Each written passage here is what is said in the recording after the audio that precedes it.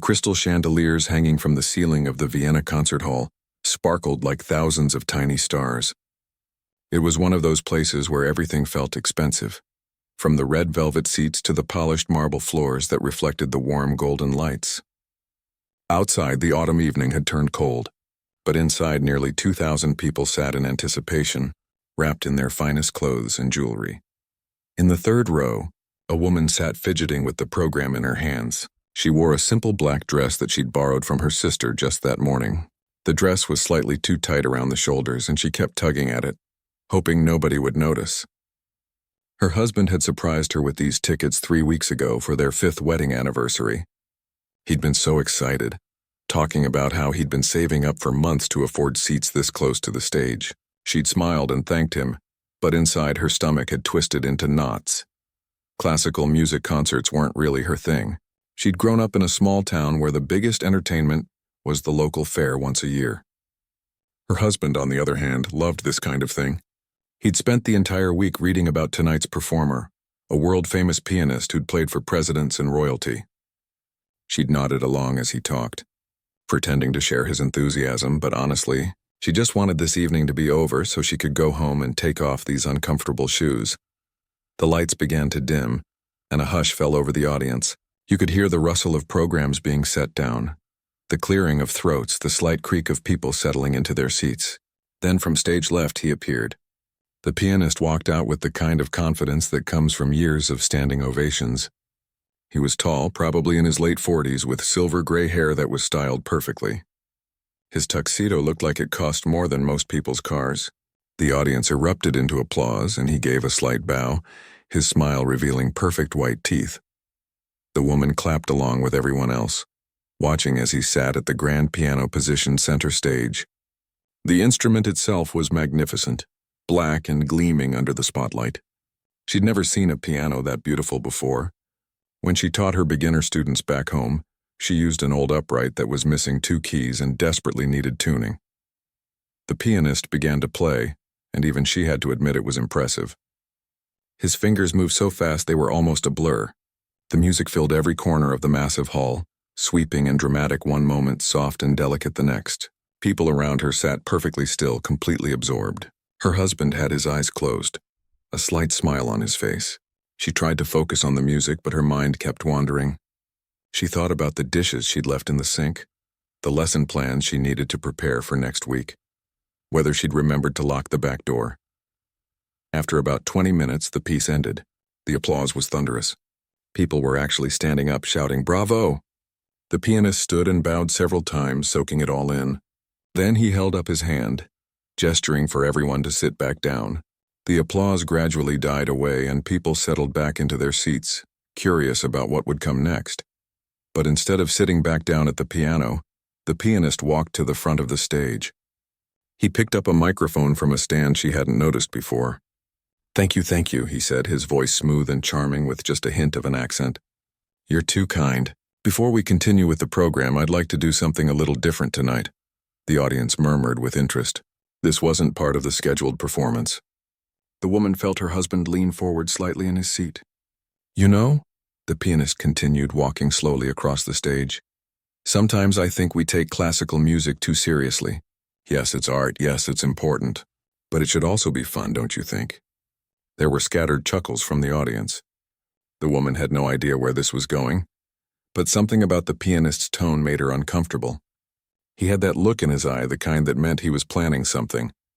I like to remind people that music belongs to everyone, not just to those of us who've spent decades perfecting our craft.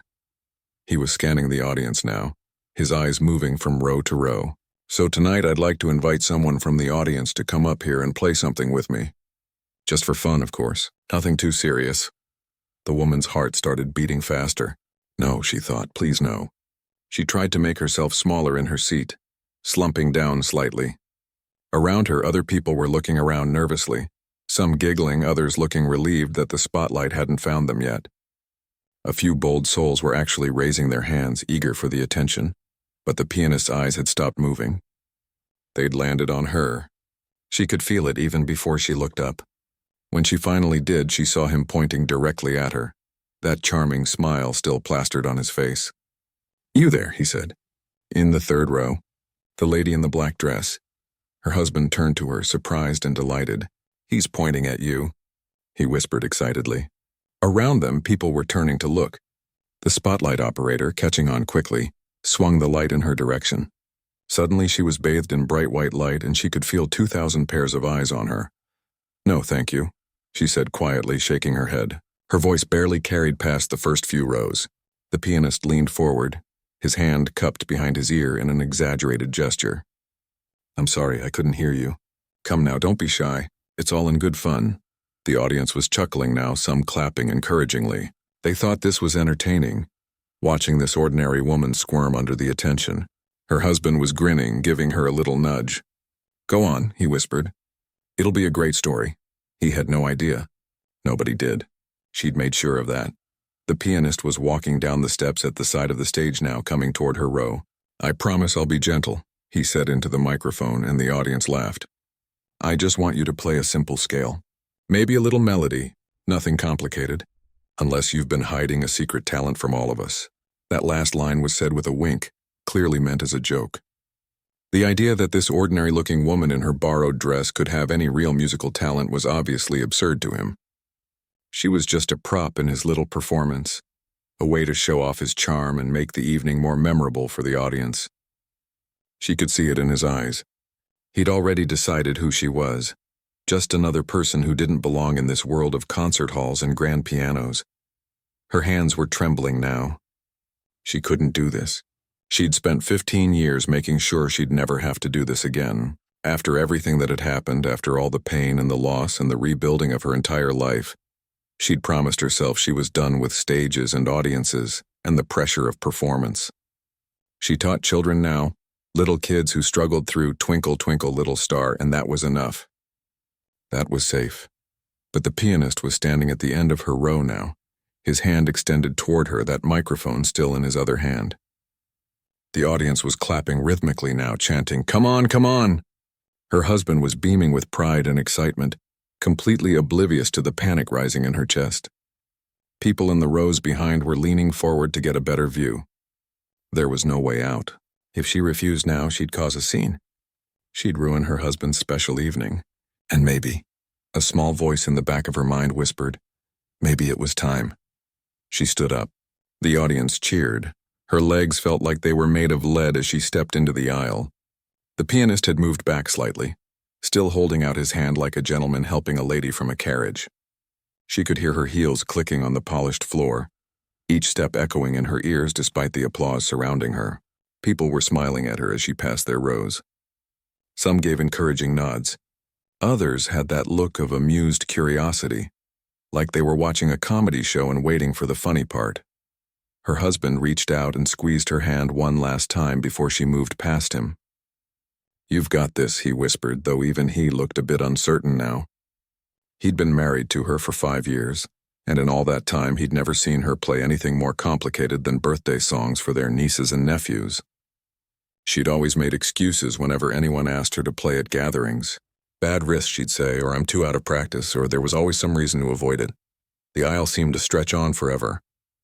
She was acutely aware of everything, the weight of her borrowed dress, the way her hands had gone cold despite the warmth of the concert hall, the taste of the mint she'd been sucking on earlier that now felt like chalk in her mouth. Somewhere in the back of her mind, memories were trying to push their way forward, but she shoved them back down. Not now. Not yet. When she finally reached the stage, the pianist took her hand and helped her up the 3 steps. His grip was firm and confident. Up close, she could see the fine lines around his eyes, the expensive watch on his wrist, the perfect shine on his shoes. He smelled like cologne and confidence. "What's your name?" he asked, holding the microphone between them. "Lisa," she said quietly. Her voice sounded strange, amplified through the speakers around the hall. "Lisa, what a beautiful name. And tell me, Lisa, have you ever played the piano before?" He said it in that jovey way people do, when they already think they know the answer. The audience chuckled, settling in to watch this ordinary woman fumble her way through whatever simple tune he'd ask her to play. She nodded. "A little bit," she said. It was the truth, just not all of it. She'd played a little bit the same way the ocean contained a little bit of water. "Wonderful. Well, don't worry. I'll help you through this." He guided her toward the piano bench, that massive Steinway that dominated the center of the stage. She'd played on instruments like this before, years ago, in different concert halls in different cities. But back then, she'd approached them with excitement and hunger. Now she felt only dread. As she sat down, she had to adjust her dress, smoothing it over her knees. The pianist stood beside her, one hand resting on the piano's edge. "Now," he said to the audience, "I'm going to have Lisa play a simple C major scale. You all remember that from school, yes? Do, re, mi, fa, sol, la, ti, do." He sang the notes playfully and people laughed. "And maybe if she's feeling brave, we'll try a little melody together. Nothing too frightening." The bench felt both familiar and foreign at the same time. She adjusted it slightly, moving it closer to the keys. Her hands hovered over the keyboard, and for a moment she just stared at them. These hands that had once moved over keys with such certainty, such grace. These hands that had been broken and rebuilt. These hands that she'd spent 15 years keeping away from stages like this. The piano keys gleamed up at her, ivory and ebony, 88 of them stretching out in both directions. She knew every one of them. She knew the weight of each key, the precise pressure needed to coax out a whisper or a roar. She knew the landscape of this instrument better than she knew the streets of her own neighborhood. "Take your time," the pianist said encouragingly, though she could hear the slight impatience creeping into his voice. The audience was waiting. They'd come to see him perform, not to watch some random woman have stage fright. She placed her right hand on the keys first. Middle C, the position her beginner students struggled to find every single lesson. Her hand remembered. Of course it remembered.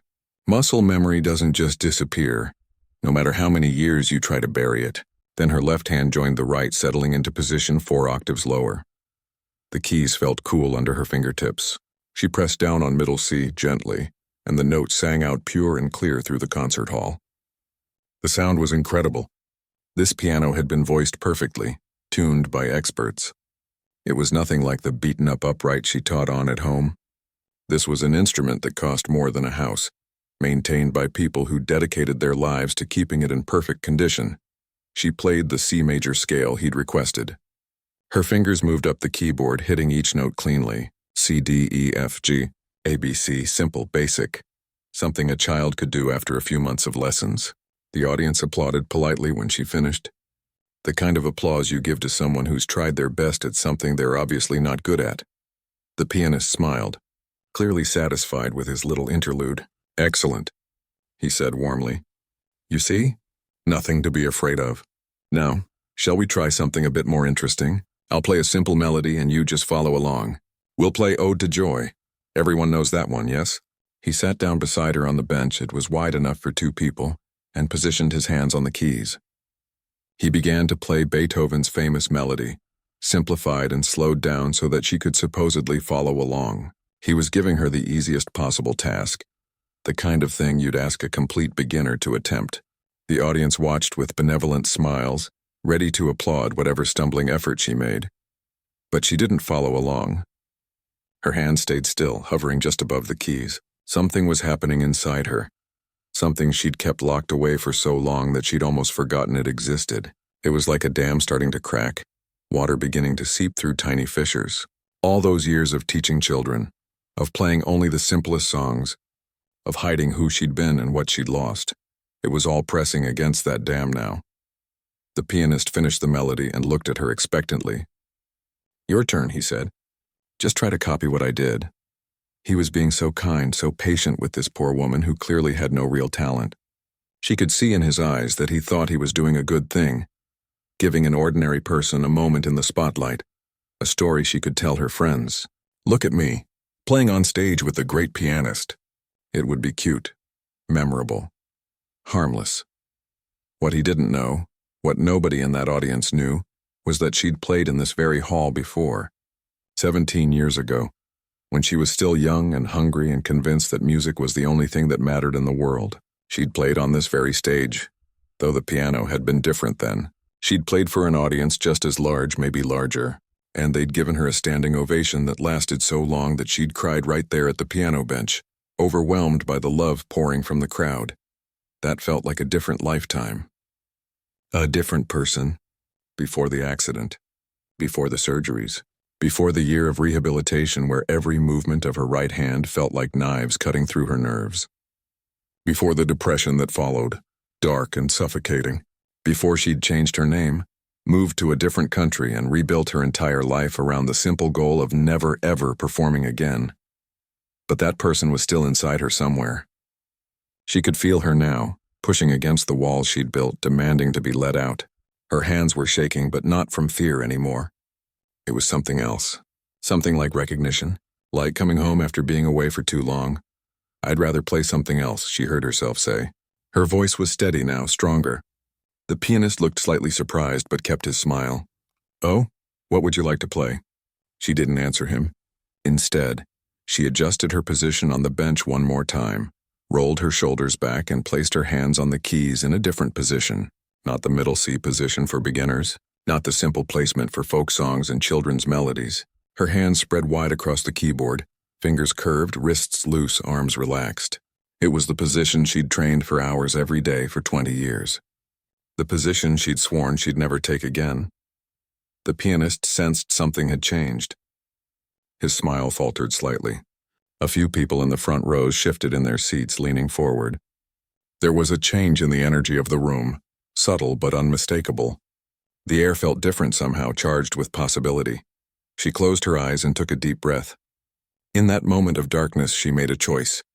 She could play what he expected, something simple and safe. She could get through this little performance, accept the polite applause, and go back to her seat. Her secret would remain safe. Her carefully constructed new life would continue undisturbed. Or she could let the dam break. She could let out everything she'd been holding back for 15 years. She could remember what it felt like to be who she really was, even if just for a few minutes, even if it meant exposing herself, even if it changed everything.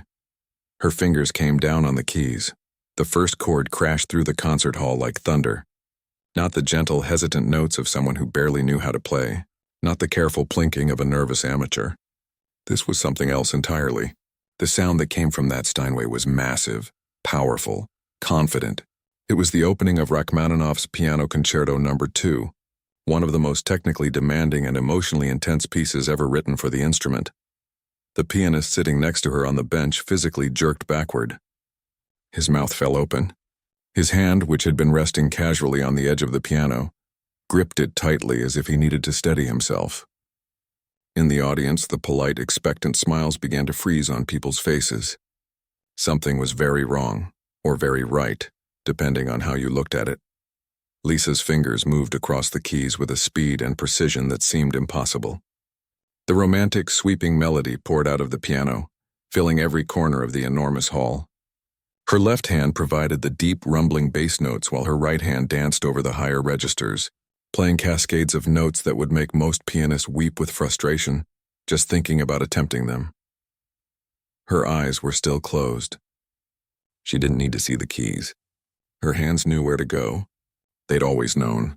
15 years of not playing hadn't erased the thousands of hours of practice, the countless performances, the way this particular piece had become so much a part of her that she could play it in her sleep, and she had sometimes in dreams that left her gasping awake in the middle of the night. The piece required not just technical skill, but emotional depth. Rachmaninoff had written it during one of the darkest periods of his life, when he was struggling with depression and failure. The music reflected that darkness, that struggle, that desperate search for hope. Lisa poured everything into it. All the pain of her accident, all the loss of her career, all the years of hiding, all the small deaths of dreams deferred. Her hands knew this pain. They'd lived it. In the audience, people were beginning to realize that something extraordinary was happening. The murmurs started in the front rows and rippled backward. Programs were being dropped. People were pulling out their phones, trying to capture this moment. Though the ushers would normally have stopped them immediately, but even the ushers stood frozen, watching. Her husband sat in the third row with his mouth hanging open. He'd been married to this woman for 5 years. He thought he knew her. She was a piano teacher who worked with beginners, who played simple songs at family gatherings, who always deflected when anyone asked about her background. She'd told him she'd taken lessons as a child, nothing special. Now he was watching her play something he'd only heard performed by world-class concert pianists on recordings. His mind couldn't make sense of what his eyes were seeing. The famous pianist still sat beside her on the bench, but he'd moved as far away as possible, pressed against his end. His face had gone pale. His carefully maintained composure had completely crumbled. He recognized what he was hearing. As one of the world's leading performers of Russian romantic repertoire, he knew this piece inside and out. He'd played it hundreds of times himself, and he could hear with absolute clarity that this woman beside him, this woman he'd invited on stage as a joke, as entertainment, as a way to show off his own charm, was playing it at a level that matched or exceeded his own abilities. Lisa's hands flew across the keyboard, in the famous cascading runs that many pianists struggled with for years. Her fingers were a blur, moving with such speed that individual notes became impossible to distinguish, melting into a river of sound. But every note was perfect, every single one. The timing, the dynamics, the expression, it was all there. Polished and professional and deeply, achingly beautiful. The emotional center of the piece came, the part where the melody soars over rolling arpeggios in the left hand. This was the moment that had been used in countless movies and commercials, the part that even people who didn't know classical music would recognize. Lisa leaned into it, her whole body moving with the music now. Her shoulders swayed, her foot worked the pedal, blending sounds together in exactly the right way. Tears were streaming down her face, though she didn't seem to notice, because this piece meant something specific to her. This had been the piece she'd been practicing. The piece she'd been preparing for the biggest performance of her young career when the accident happened. She'd been driving home late at night from a rehearsal, exhausted but exhilarated because she'd finally nailed the difficult passages in the third movement. She never saw the truck that ran the red light, just the sudden impact, the sound of metal crushing metal, the explosion of the airbag, and then the sight of her right hand trapped and twisted in the wreckage of the doorframe. The surgeries had saved her hand, more or less. The bones had been set, the nerves reconnected where possible, the muscles repaired as best the doctors could manage. But nerve damage was tricky. For months she couldn't feel her fingertips properly. She couldn't control the fine movements necessary for playing at a professional level. She'd spent a year in physical therapy, working with occupational therapists, doing tedious exercises to regain strength and coordination. Eventually, she'd recovered enough to play again technically. Her hand worked. But something else was broken. Her confidence, her desire, her belief that she deserved to be on stage. The psychological trauma had been worse than the physical injury. Every time she tried to play at the level she'd once achieved, panic would overwhelm her. She'd freeze up. Her breathing would become shallow. The notes that should have been automatic became impossible, so she'd stop trying. She'd moved away from the city where everyone knew her as a rising star. She'd changed her name when she got married, grateful for the excuse to shed her old identity. She'd taken a job teaching beginners, children who wouldn't know what she'd once been capable of. It felt safe, manageable, small, but tonight something had snapped. Maybe it was the humiliation of being called on stage as a joke. Maybe it was seeing the smug assumption in the famous pianist's eyes that she couldn't possibly be anything special. Maybe it was just 15 years of pressure building up, of denying who she really was, of living a half-life. Whatever it was, when her fingers had touched those keys, all the fear and doubt had simply evaporated. The music had taken over. Her hands remembered who they were, even if she'd forgotten. She was approaching the ending now, the triumphant finale where the melody returns transformed, no longer sad but hopeful, building to a massive climax. Her arms were aching. She was out of shape for this kind of playing, and this piece was physically demanding even for performers at their peak. But she pushed through. Her fingers hammered out the final chords, each one bigger and more powerful than the last. The sound building and building until it felt like the whole concert hall might shake apart from the force of it. And then it was over. Her hands came off the keys after the final chord, and she sat there breathing hard, her dress sticking to her back with sweat. Her hands were trembling now from exhaustion and emotion. She kept her eyes closed for a moment longer, not ready to face what came next. In that brief silence before the audience reacted, she felt something she hadn't felt in 15 years. She felt whole. She felt like herself again. Whatever happened now, however badly this complicated her carefully constructed life, it had been worth it just to feel this one more time. Then the sound hit her. It started as a gasp, a collective intake of breath from 2,000 people. Then came the applause, but not the polite, measured applause of a classical music audience.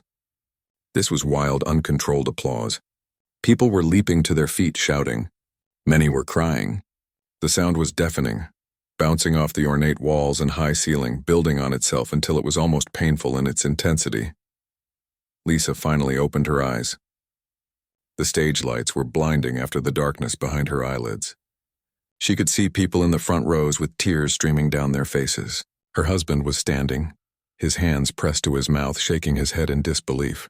Throughout the hall, people were on their feet, their hands raised high as they clapped, some of them stomping their feet in appreciation. She turned slightly to look at the famous pianist beside her. He was crying too, she realized. Actual tears were running down his famous face, ruining his carefully maintained image. He was staring at her with an expression that mixed shock, awe, shame, and respect. He opened his mouth to say something, but no words came out. He just shook his head slowly, then did something that nobody expected. He got down from the bench and knelt beside it, his head bowed in a gesture of apology and respect that silenced some of the applause. People gasped. The applause continued for what felt like forever. Lisa sat frozen at the piano, unable to process what was happening. People were shouting questions from the audience. Who are you? Where have you been hiding? Why haven't we heard of you? The famous pianist remained kneeling beside the bench, his head still bowed in what looked like genuine remorse. Eventually, someone from the concert hall staff hurried onto the stage. It was the hall director, a thin man in his 60s who'd been watching from the wings. He helped the pianist to his feet, then gently took Lisa's arm and guided her to stand as well. Her legs felt wobbly, like she'd just run a marathon. The director raised his hands, trying to quiet the audience. It took several minutes before the applause finally died down to a manageable level. "Ladies and gentlemen," the director said into a microphone that someone had rushed onto the stage, "I think we've all just witnessed something remarkable." The audience erupted again briefly before settling down. "I believe some explanations might be in order. Miss, would you be willing to share who you are?" Lisa looked out at the sea of faces staring up at her. Somewhere in that crowd was her husband, who looked like his entire understanding of reality had just been shattered. She took a shaky breath and accepted the microphone. "My name is Lisa Chen now," she said, her voice echoing through the hall. "But some of you might remember me as Elizabeth Kowalski." There was a moment of confused silence, then scattered gasps as some of the older audience members recognized the name. Whispers rippled through the crowd. "Elizabeth Kowalski?" someone said loudly. "The prodigy from the early 2000s? I thought she died." Another voice called out. "I didn't die," Lisa said with a sad smile. "Though I suppose in a way Elizabeth Kowalski did." She took another breath, steadying herself. This was it. After 15 years of hiding, she was about to tell the truth. 20 years ago, I was training to be a concert pianist. I'd won several competitions. I was being called the next great interpreter of Russian Romantic music. I had a recording contract, performance dates booked for the next 3 years. Everything a young musician dreams about. The hall was completely silent now. Even the pianist stood quietly, listening with an expression of growing horror as he began to understand the magnitude of what he'd done by calling her on stage as a joke. I was preparing for the most important performance of my career. I was going to play this very piece, the Rachmaninoff Second Concerto, with the London Symphony Orchestra. It was going to be recorded, released internationally. I thought it was the beginning of everything. Her voice cracked slightly, but she pushed on. 3 weeks before the performance, I was driving home late from a rehearsal. A truck ran a red light. The impact crushed my right hand. She held up her right hand, and people in the front. Rose could see the scars, thin white lines running across her knuckles and fingers. The doctors said I might never play again. They were able to reconstruct the hand, reconnect the damaged nerves, but the recovery was long and painful. After a year of physical therapy, I could technically play again, but something was broken inside me. Not just physically, mentally, emotionally. Every time I tried to perform, I would have panic attacks. The music that had been my whole life became a source of terror. Several people in the audience were crying now, caught up in her story. Her husband had made his way to the side of the stage and was standing there with tears streaming down his face, one hand pressed against his chest. "So I gave up," Lisa continued. "I walked away from everything. I moved to a different country. Changed my name when I got married and started teaching beginner piano to children. I told myself I was happy with that it was enough just to share music with others even if I couldn't perform myself anymore. And maybe it was enough. Maybe it could have stayed enough. She looked at the famous pianist who was staring at the floor, unable to meet her eyes. But then tonight I was called up here as entertainment, as a joke. Someone to make the audience laugh. The pianist flinched as if she'd struck him. "I'm so sorry," he whispered, his voice barely audible even with the stage microphone picking it up. "I had no idea. I never meant—" "I know you didn't mean anything cruel," Lisa interrupted him. "You saw someone ordinary and assumed they had nothing special to offer. It's a natural assumption. Most people in that audience tonight really are just regular music lovers with no special training. You couldn't have known." She paused, then added more quietly, "But it still hurt. Being looked at like I was nothing, like I couldn't possibly have anything of value to contribute. It reminded me of how I'd been looking at myself for the past 15 years. She turned back to the audience. "When I sat down at this piano, I had a choice. I could play something simple and safe, accept the condescending applause, and go back to my seat. Back to my safe, small life where nobody expected anything from me. Or I could remember who I used to be, who maybe I still am, underneath all the fear and pain and years of hiding." "So you played," the hall director said softly, his own eyes glistening with tears. "So I played," Lisa agreed. "And you know what?" My hand held up. After 15 years of avoiding anything more challenging than happy birthday, my hand remembered how to do this. The nerve damage, the scar tissue, all the things I was sure would make professional playing impossible, none of it mattered in the moment. My hand knew what to do. She looked down at her hands, flexing her fingers slowly. "I don't know what happens next. I haven't thought that far ahead. All I know is that I just played the piece I was supposed to perform before the accident, the piece that haunted my dreams for 15 years. And it felt—" She struggled to find words. "It felt like coming home, like finding a part of myself I thought was dead." The audience was completely absorbed in her story now. Someone shouted from the back, "Will you perform again?" Others took up the question. "Yes, will you? Please say yes. We need to hear you play." Lisa laughed, a sound that was half joy and half overwhelmed panic. "I honestly don't know. This is all happening so fast. An hour ago I was just a piano teacher sitting in the audience now." She gestured helplessly at the crowd, at the piano, at the chaos her performance had created. The famous pianist stepped forward, and this time when he spoke his voice was steady and sincere. "I owe you an apology," he said, addressing both Lisa and the audience. "I called you up here because I thought it would be amusing.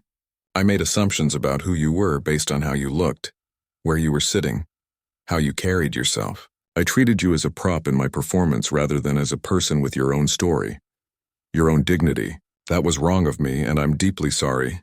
He turned to face the audience fully. "But perhaps something good can come from my mistake. This woman, Elizabeth, Lisa, whoever she chooses to be, has a gift that deserves to be shared with the world.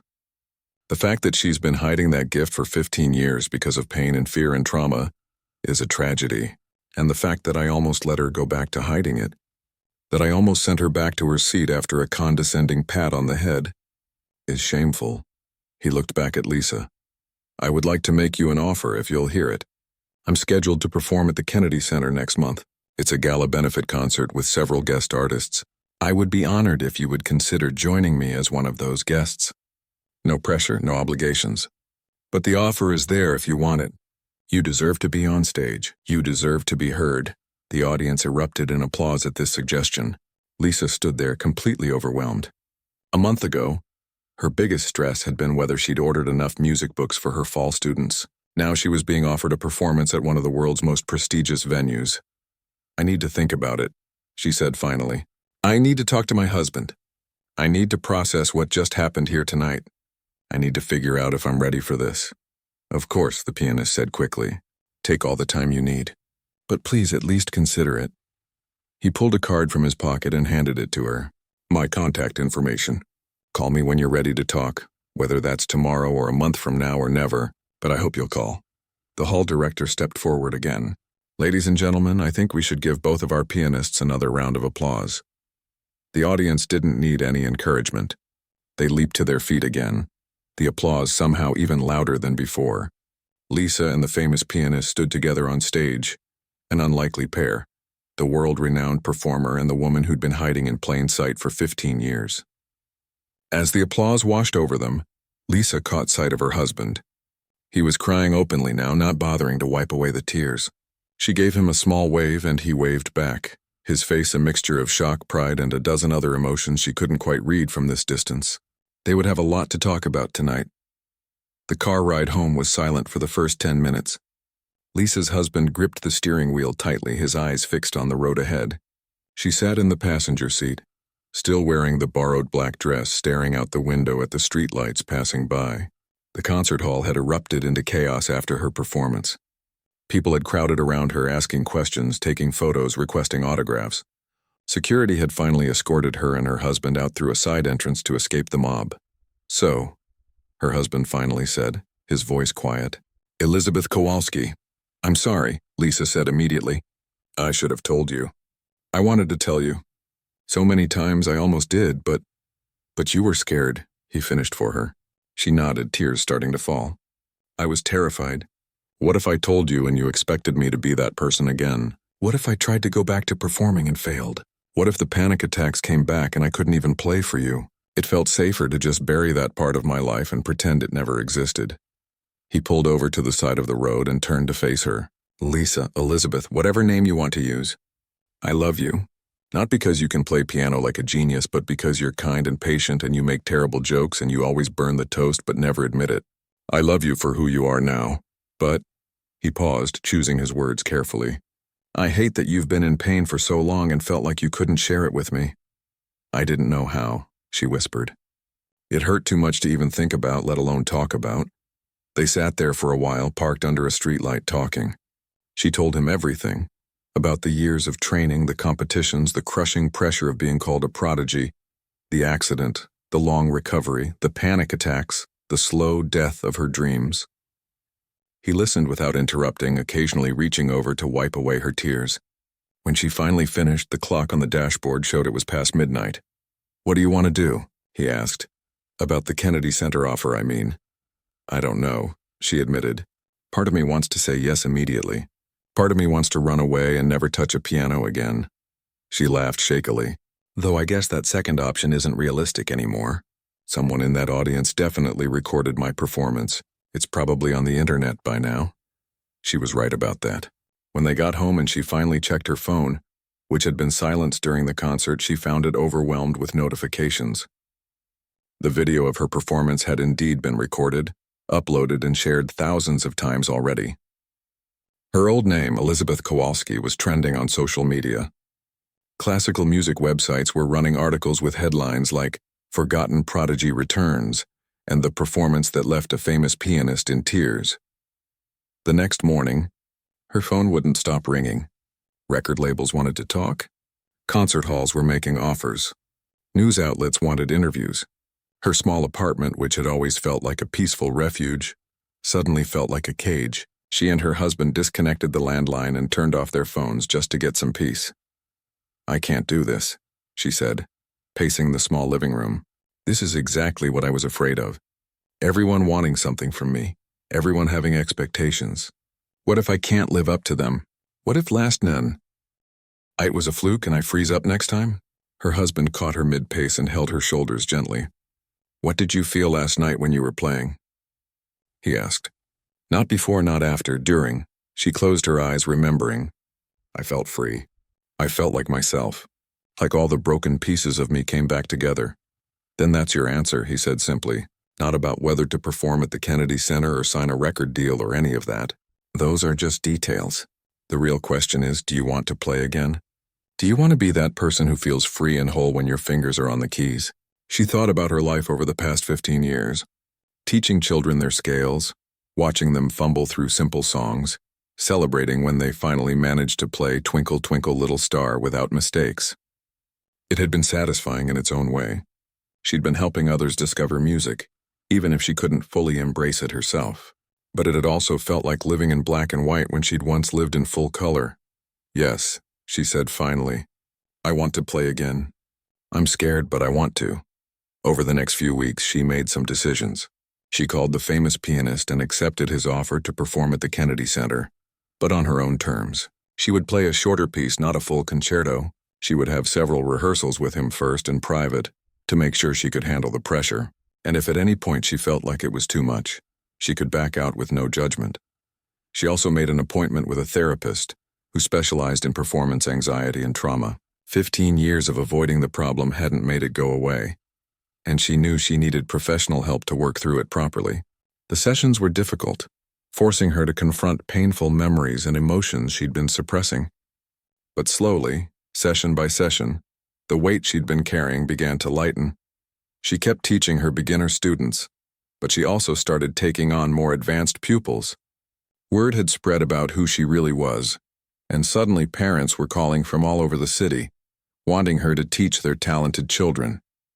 She was selective, only taking students who genuinely loved music rather than those being pushed by ambitious parents. She knew too well what that pressure felt like. The Kennedy Center performance came faster than she expected.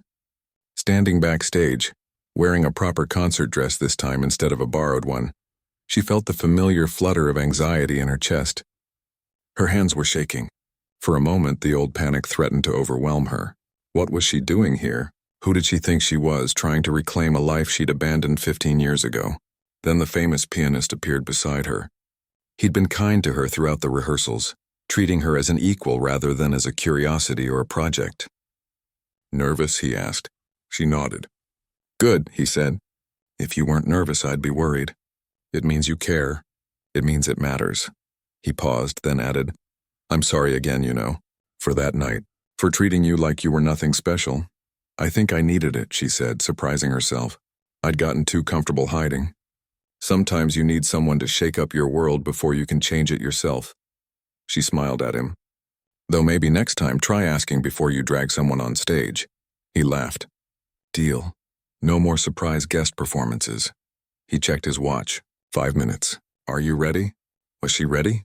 Could anyone ever really be ready to step back into a life they'd left behind? But she thought about that moment at the Vienna concert hall, when her fingers had first touched the keys and everything had fallen away except the music. She thought about the feeling of wholeness, of being truly herself for the first time in 15 years. "Yes," she said. "I'm ready." The performance went beautifully. She played a piece by Chopin this time, something lyrical and emotional that suited her story. Her hands held up perfectly. The anxiety was there, humming beneath the surface, but it didn't overwhelm her. She'd learned techniques in therapy to manage it, to acknowledge it without letting it control her. When she finished, the applause was warm and genuine. Not quite the standing ovation of her viral moment, but heartfelt and appreciative. After the concert, she and her husband went out for late-night pizza, still in their fancy clothes, laughing about the absurdity of eating cheap food while dressed like they were headed to a royal wedding. "So what now?" he asked, stealing a piece of pepperoni from her slice. "Do you think you'll keep performing?" "I think so," she said. "But differently than before? When I was Elizabeth Kowalski, the prodigy, everything was about being the best, the youngest, the most talented. It was exhausting, and honestly, it wasn't sustainable. The accident might have ended that career anyway, even without the nerve damage. I was burning out." She took a bite of pizza, thinking, "Now I want to play because I love it. Not to impress anyone or prove anything, just because making music makes me feel alive. If that means smaller venues and fewer performances, that's fine. If it means mixing teaching with occasional concerts, that works too." Over the following months, she found her rhythm. She played at festivals and smaller concert halls, choosing pieces that meant something to her rather than trying to prove her technical abilities. She collaborated with other musicians, forming a chamber group with some local players who became good friends. She continued teaching, and found that her own renewed love of performance made her a better teacher. She could now talk to her students about stage fright and pressure from personal experience, offering real strategies instead of empty platitudes. The famous pianist became an unlikely friend and mentor. He introduced her to other musicians, helped her navigate the business side of performing, and occasionally invited her to play duets at his concerts. He'd learned something from their encounter too, to be less arrogant, to remember that talent could be hiding anywhere in anyone. He started a scholarship fund for musicians who'd suffered injuries or setbacks, helping them afford the therapy and support they needed to continue playing. A year after the viral performance, Lisa and her husband were invited back to the Vienna concert hall. This time she was the featured performer, billed properly with her full story told in the program notes. She played the Rachmaninoff Second Concerto again, the piece that had been interrupted by tragedy 20 years earlier, the piece that had brought her back to life a year ago. Standing backstage before the performance, she felt calm. Not because she wasn't nervous, she was, but because she'd learned that the nerves were just part of it, part of caring deeply about something.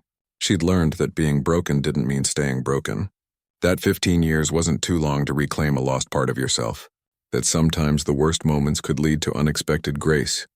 When she walked onto that stage, she wasn't Elizabeth Kowalski the prodigy or Lisa Chen the hiding teacher. She was both and neither. She was simply herself, a woman who loved music and had found her way back to it through pain and perseverance. As she sat at the piano and placed her hands on the keys, she smiled. Then she began to play, and the music that poured forth was more beautiful than it had ever been before, because now it came from someone who had lost everything and chosen to find it again. The audience heard not just technical perfection, but the sound of a soul that had traveled through darkness and come out the other side, transformed, but unbroken. And when the final notes faded and the applause began, she knew she was finally truly home.